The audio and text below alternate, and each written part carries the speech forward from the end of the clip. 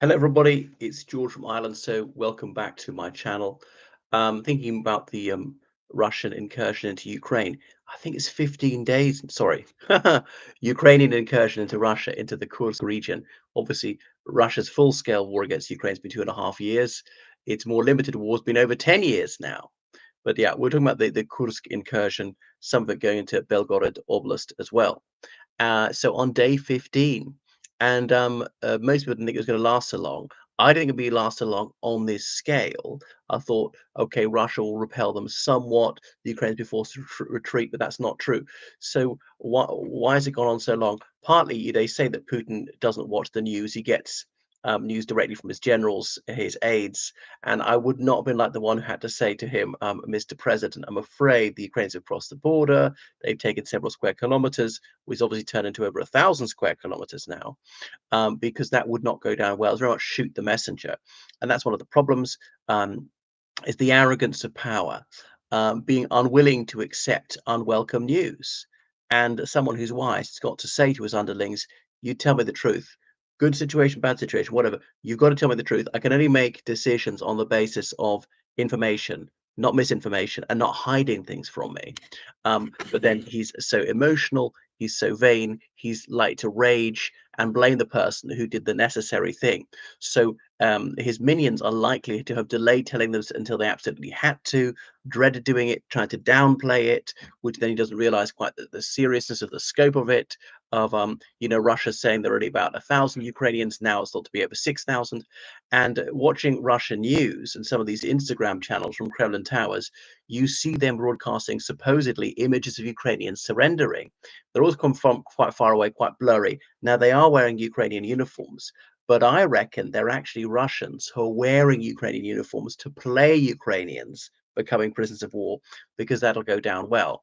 And all these fantastic figures about the enormous casualties that they've inflicted on the Ukrainian armed forces. So, according to Russian state propaganda, the Russian armed forces, they've annihilated the Ukrainian armed forces twice over in this war. Anyway, admittedly, the Ukrainians are lying too, regularly saying they're inflicting 1,200 casualties a day on the Russians and the Eastern Front. The likelihood's more like half of that. Let's say it's 600, which doesn't mean that that's all killed. There might be 150 killed with the rest wounded. But obviously, these days, in addition to that, there's some more casualties in the Kursk Oblast. But a lot of those are surrendering because they're border guards, they're conscripts who are very green, who've been rushed to basic training. They're not that many seasoned troops to train them, so they'll just have a few weeks. It's a bit like some of these people from Nepal who joined when their contract says they get 105 days training. They get 5 days training in reality. So these guys are sent to the border with weapons that are decades old, don't work, or sometimes no weapons at all, apparently.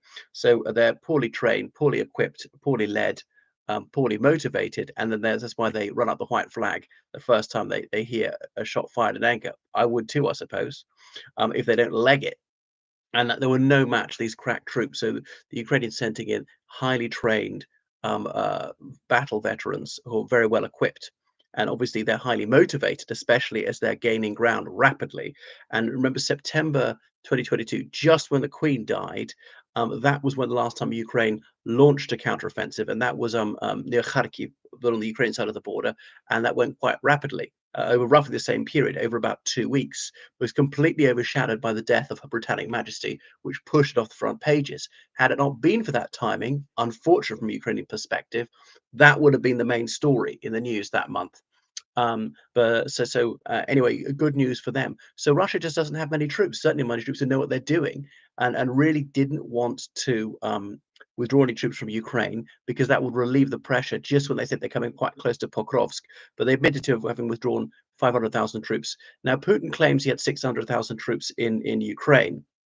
Now that's almost certainly an exaggeration. Is more like 500,000. People have even said as few as 400,000 right now. Now they're bringing in more every day, the Russians, but that's to replace the casualties. So it's hovering around 500,000 mark. So they take out 5,000. That's only about 1% off, and that's obviously not going to significantly reduce the pressure on Ukraine. They might take them from a quiet sector of the front, in which case it's going to make no difference at all. Um, so it's a gamble the Ukrainians are taking by using not just 6,000 soldiers that they can ill afford, but also some of their best soldiers and equipment. But I can see why it's worth it because anybody can mount a trench. I'm told that's one of the easiest tasks to do. And you're there, and the person could easily get killed. Well, let's not risk some of our finest troops there doing a job that anybody can do when the chance of being killed is still significant. Let's have them do a job that most guys wouldn't be able to do, which is require this sort of flexibility, adaptability, and going deep into enemy territory. I mean, they're not that deep; they're only 30 kilometers. Surprised they don't go further.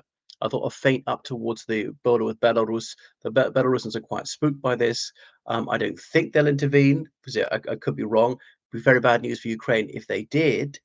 The other thing is for Ukraine more sensible to go towards Belgorod, threaten that city. I don't think they'll try and take it, or indeed Kursk. I'm told it's very difficult to take a big city, room to room fighting. They'd really get bogged down in that, and that's sort of a matter of firepower. And the Ukrainians don't have that, whereas the Russians always had a huge faith in artillery. But threaten the roads and railways there, maybe cut them off. If they could get the cities to rent, that'd be fantastic for them. But threaten the Russian logistics, just go all the way along the border and take out more border guards if they don't run more prisoners. So they're proven to have taken over 300 Russians as prisoners of war. Their claims they've taken over 2,000. So Russia doesn't have the troops, and then it's just not very nimble. They're not good at ad-libbing. They've got to have a plan and stick to that rigidly. Poor all-armed cooperation. So they don't seem to have even worked out a strategy. General Valery Gerasimov said it even 2 days into this incursion, they'd incurred it. They'd contained it. Lie. It continued to expand the area under Ukrainian control. I don't think they'll go that much further north into Russia deeper. I think they'll go further east along the border, as I say, because their supply lines aren't too long, and it's creating more of a safe zone around Kharkiv, Ukraine's second city, keeping it more out of range of Russian artillery fire, various things, rockets, missiles. I mean, there's some things which have got very long range, will still be at range of, but Russia doesn't have them. As many of those, the very long range things are very expensive. It might seem a bit of a waste to be firing one of these things only 100 kilometers, then it gets destroyed, something which could have gone thousands. So we'll save it in case we really need it for a very long range attack. Right. Anyway, so I think it's going to last a few more weeks. The Ukrainians, they've obviously often outperformed expectations. The Russians have so often disappointed their own side. So thus far, it seems to be an inspired move. People say, are they getting more incursions? So attack the Russians where the defenses are weakest, and then force them to divert troops.